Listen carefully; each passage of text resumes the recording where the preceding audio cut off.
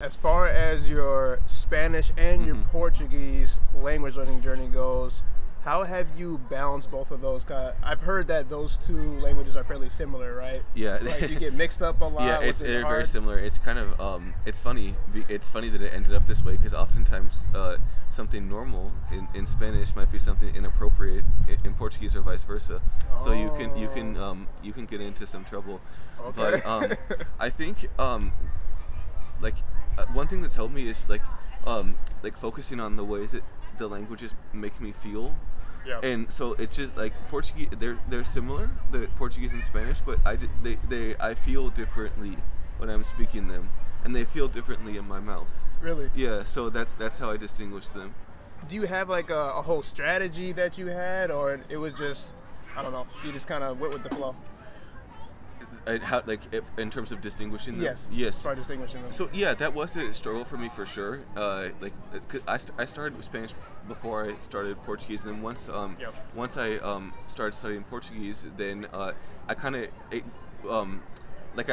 I almost forgot Spanish completely because it took the place of Spanish in my brain. Wow.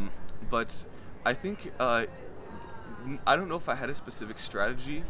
I mean, one strategy that I like is just like warming up. So like listening, like if I know that like I'm going to meet a Spanish-speaking person, like I'll like listen to music in Spanish like beforehand to like get my brain in that mindset.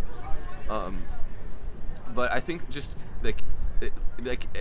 every language to me is like an essence, like it's like a personality. So I think like focusing on that and like how I personally like emotionally connect to the language is what helps me distinguish between them.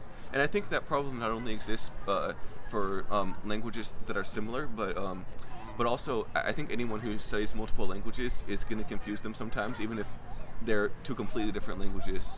Okay. People who study Chinese and Spanish might confuse the two, but